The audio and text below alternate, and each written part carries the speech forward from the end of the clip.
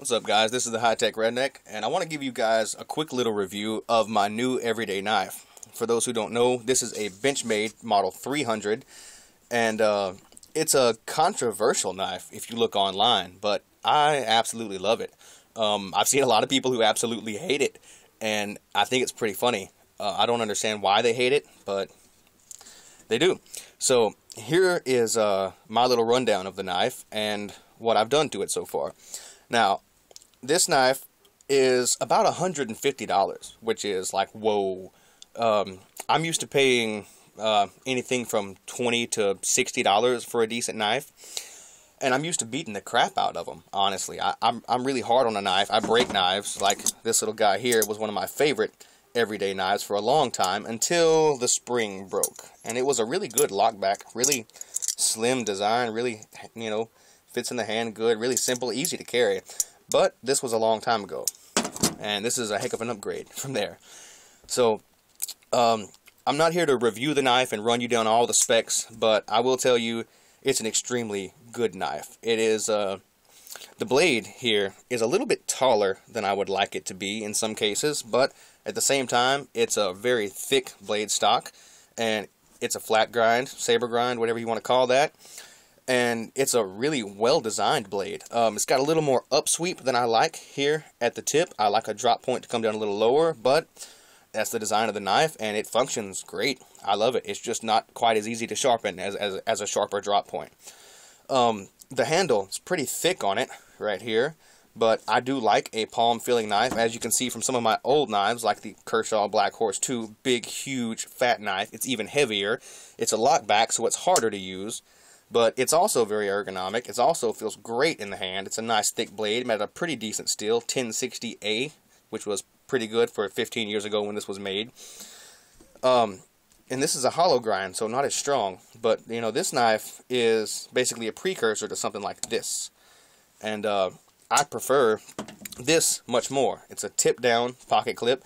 I carry it right-handed, but I have it set up for a lefty because it fits in my pocket better. That's one of the small little things I do different than a lot of people that I see. My first problem that I had, as soon as this knife was given to me, I realized it does not go into your pocket easily. At first I thought it was these G10 scales and the grip, and then I realized this grip is not that grippy. It's not a problem with that, it's a problem with the pocket clip itself. So if you look right here, you'll see the tip of this pocket clip is angled upward a little bit. That's because I had to bend it. At first, this little flat tip right here at the end was bent downwards, and it would grab on the fabric of the pocket as soon as it slid over the lip of the pocket, and it would not go down smoothly. You'd have to use both hands to get into your pocket. So I took my handy-dandy no-name multi-tool, the indestructible thing, and I stuck it under the edge of this, just like so, gripped it really hard, and bent it upwards about 5 or 6 different times until I had an angle that was comfortable. Now it slides in and out of my pocket extremely easily. I love that. This axis lock. Let's talk about that for a second. I am a huge fan of the axis lock as of the moment I received this knife. This thing is extremely smooth. If you've never handled one, you need to handle one because you don't understand them until you feel them in your hand. It's like glass. You just pull this thing back and touch the blade and it closes. Just poof. And it's down. It actually bounced out a little bit, if you saw. It just, boom. It's so perfect. And to flip it out, it's just one smooth motion. There's no spring assist in this. It's manual knife. I've seen a lot of people gripe about this online because it doesn't come out fast enough. And if you ask me, those guys are using spring-assisted knives, and they're used to just barely touching a knife and have it try to fly out of their hand across the room. I don't like that kind of knife. You don't need a spring in a knife, especially when it's that smooth. And I mean, if you put a little bit of mass into this thing and really flick on it, you can get a really fast open with this. The flipper comes around and makes a hand guard with some jimping on the back of it. It's fairly sharp, small jimping, which is really nice. It's got some really aggressive jimping right here on the back of the blade, and it is a great little backup tactical knife. I'm not going to say you carry this to, Vietnam and kill all the commies or whatever, but if you were out there and you lost your K-bar, this would be what I would want as a backup. Definitely, because it serves great in a utility role. Very thick, strong, reliable blade. It's 154 cm, which has really, really impressed me. I've never had a super steel knife before, and this thing, it took me days to sharpen it correctly, to reprofile it all and get it right. You can see the edge is not quite a mirror polish. If I zoom in on it, and I'm not going to, but if you look at it really closely, you can still see some sharpening scratches on the edge. But at the same time, this thing takes a polish like you wouldn't believe. And it gets sharper than you would believe, and it stays sharper than you would believe. Now, my next modification was I noticed here on this underside where your index finger crosses in this grip was too wide, and it was grabbing and pinching on my hands when I would use it. So I took my other multi-tool, the other no-name indestructible multi-tool, with a great little file on it, and I filed these scales down. Now, let me use my pointer here. You'll see that I had problems right here, most obviously. This right here used to be a jutted out piece that looked like this before I filed it. Now, I filed this up, but then I had another problem with this piece right here in this corner being too tight. Because to my hands, it feels like this flipper and this little edge right here are a little bit far back. It just felt a little bit cramped to me. And I rounded out all of this right here, and then I took a lot of this off right here, and then did the same thing on the other side, as you can see, and now it carries in my hand, or it holds in my hand very well in a normal cutting grip and in all kinds of grips, basically. The only other little modification I've done here is where when I hold this knife and squeeze my hands up on it for slicing control or whatever, if I'm trying to get close to what I'm working with, my middle finger has a tendency to come right here on this point. And this point had the same problem, being just a little too wide, a little too sharp. So I rounded this off a little bit. You can't even really see where I rounded it. But I did radius both sides of this just a little bit for that finger, for that application. Another thing, I heard a guy gripe about this pocket clip digging into his palm.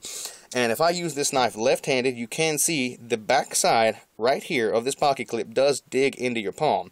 So I solved that problem without knowing I solved it by putting the pocket clip on for a lefty. Now, some people will gripe, oh, what if the blade deploys in your pocket? I've never had a blade deploy in my pocket. And if it does, I'm a grown man. I've been carrying razor-sharp knives for a long time, and I think I know how to handle that.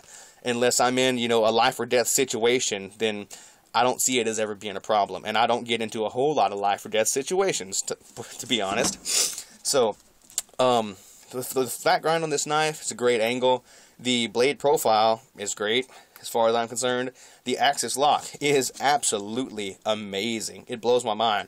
The flipper, no problems with the flipper. It's decent. I don't have a problem with it. When I first got this knife, it was sticky, and I had to do a wave motion with my hand like that to open it, or it wouldn't open all the way. I thought, man, this is a slow flipper. It's not that impressive. It's a cool knife. It's a really good knife, but it doesn't open that well.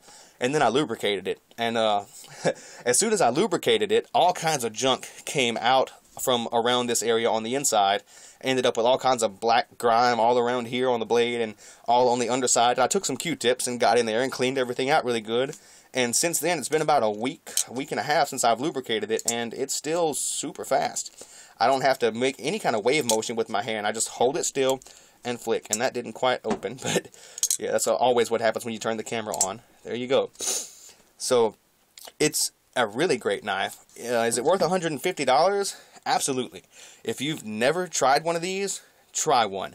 Go to a blade dealer, a Benchmade dealer, and get one in your hands, because these things are truly impressive.